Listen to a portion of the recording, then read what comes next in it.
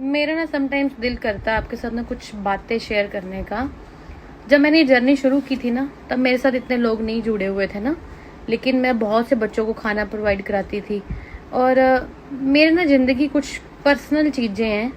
मतलब मेरे को अपनी लाइफ में कहाँ कहाँ किन लोगों ने साथ दिया और किन लोगों ने साथ छोड़ा है, और साथ छोड़ने के बाद जो मेरे को हरेसमेंट, मेरे को मेंटली टॉर्चर किया गया है, मतलब ये चीज़ें मैंने कभी किसी के साथ शेयर नहीं की। तो कई बार मेरा दिल करता है कि मैं शेयर करूं। मतलब मेरी जगह कोई और होती ना, ये काम छोड़ देती। इतना मेंटली टॉर्चर, मतलब फिर मेरे को ना, मतलब अगर मेरे को अपने लिए जीना होता ना, खाली अपना सर्वाइवल करना होता, मैं कैसे भी करके कर सकती हूँ।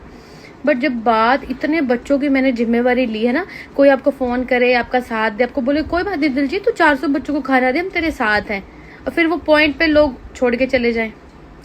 मतलब यहाँ तक मुझे लोगों ने बोला था कि तेरे को है ना, हम मेंटली इतना टॉर्चर कर देंगे कि तेरे को ना सुसाइड करना पड़ेगा। मतलब इस लेवल तक मेरे को मतलब तोड़ा गया था। देखो मैंने कभी आपको वो चीज शो होने दी, मैं अपना काम करती रही है ना।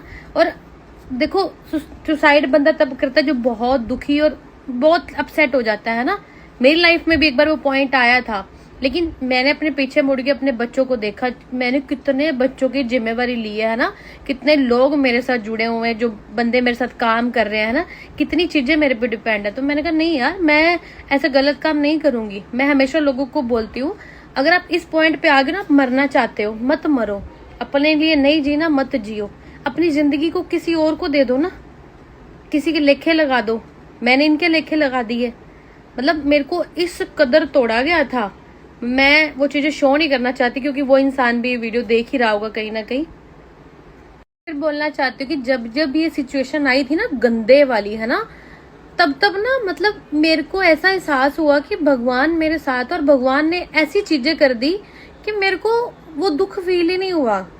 मतलब बहुत चीजें होती हैं, हाय मैं बच्चों का खाना कैसे मैंने, मतलब बहुत चीजें होती हैं। समटाइम्स आपको लोग इतना सपोर्ट करते हैं, फिर एकदम वो बैक आउट है ना, तो उस टाइम आप सोचते हो भाई मैंने तो लोगों के भरोसे चीजें खड़ी कर दी थी, लोग ही भाग गए, ये वो है ना। लेकिन मतलब जब जब बुरा टाइम आया, परमात्मा ने मेरी वो बोलते ना हाथ पकड़ा और मुझे एहसास कराया कि मैं तेरे साथ हूँ, जो तू कर रही है काम इसको कंटिन्यू रख, तुझे प्रॉब्लम नहीं आने दूंगा। बहुत चीजें मेरी लाइफ में ऐसे हुई हैं सीरियसली। वो मैंने 50-50 वाला आपके साथ शेयर किया था ना, कि 50 आप ले लो 50 हम रख लेंगे, हम आपको एम्बुलेंस दिला देंगे। मैंने उनको मना कर दिया। मैंने फ्यूचर में सोचा मैं ना 2 लाख भर के ना एम्बुलेंस ले लूंगी अपने बर्थडे पे या ऐसे कुछ है ना। मैंने अपने प्लान बनाया कि मेरे को एम्बुलेंस लेनी थी, लेकिन भगवान ने तभी अमन जी को भेज दिया। अमन जी का रैंडमली कॉल आ गया, दिलजीत आपको क्या रिक्वायरमेंट है। तो मैंने सोचा जनरेटर, मैं कहा छोड़ पड़े, गर्मियाँ चली गई हैं, अगले बार देखेंगे।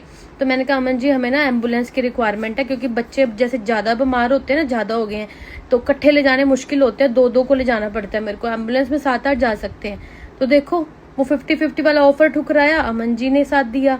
वो जो गंदा टाइम आया था उसमें भगवान जी ने साथ दिया।